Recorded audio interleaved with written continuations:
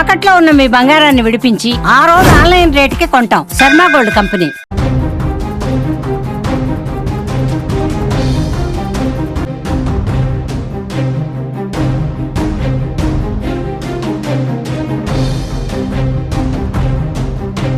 పాకిస్తాన్ మరో పనికి మాలిన పని కొడిగట్టింది. ఉగ్రవాదులను పోరాట యోధుల్లా భావిస్తున్న పాక్ వారిపై తన ప్రేమను మరోసారి చాటుకుంది.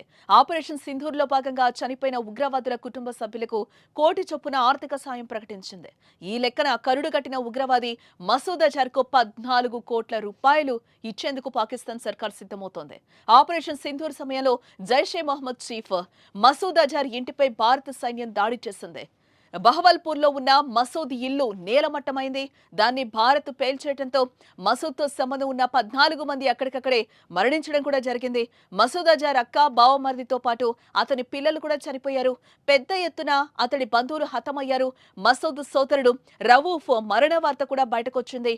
దీంతో వారందరికీ 1 కోటి చొప్పున మసూద్ చేతిలో 14 కోట్ల రూపాయలు పెట్టనుందనే వార్తలు కూడా ఇప్పుడు చర్చనీయాంశమయ్యాయి.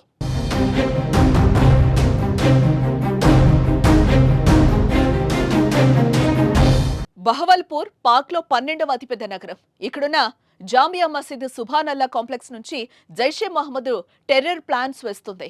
దాదాపు 18 ఎకరాల్లో ఉంది. ఆ సంస్థ టెర్రర్ క్యాంప్ ఉంది. ఉగ్ర సంస్థ జైషే మహమ్మద్ హెడ్ క్వార్టర్ ఇదే.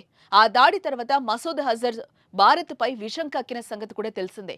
తనను వదిలి తప్పు చేశారని, మోదీ అంతు చూస్తారని ఓ లేఖ ద్వారా హెచ్చరించడం కూడా జరిగింది. భారత్ దాడిలో తన కుటుంబ సభ్యులు చనిపోయిన విషయాన్ని తెలిపి ఆగ్రహంతో ఊగిపోయాడు.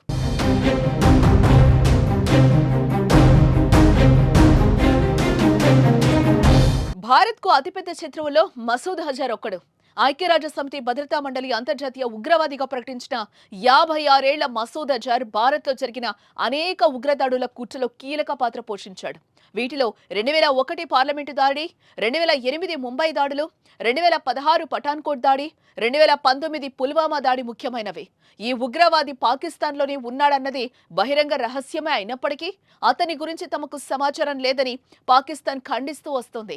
ఉగ్రవాదులకు తమ సైన్యానికి సంబంధం లేదని పాకిస్తాన్ సర్కార్ చెప్తూనే ఉంది. కానీ ఉగ్రవాదులకు శిక్షణ, ఆయుధాలను అందించి వారిని ప్రోత్సహిస్తోంది. ఉగ్రవాదులకు అన్నపానీయాలు అందించడమే కాదు, వారు చనిపోతే దేశ సేవకులుగా భావించి వారికి 1 కోటి రూపాయల పరిహారం ప్రకటించడం ఉగ్రవాదులపై పాక్ అపురూపమైన ప్రేమ ఏంటో అద్దం పడుతోంది.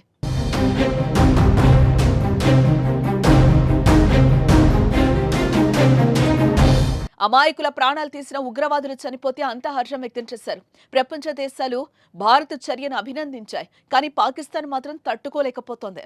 ఆపరేషన్ సింధూర్ తర్వాతనే సరిహద్దులో కాల్పులకు తెగబడి పరిస్థితిని ఉద్రిక్తంగా మార్చింది. సామాన్య ప్రజలపై లేని ప్రేమ ఉగ్రవాదులపై చూపెట్టి అబాస్సు పాలవుతోంది.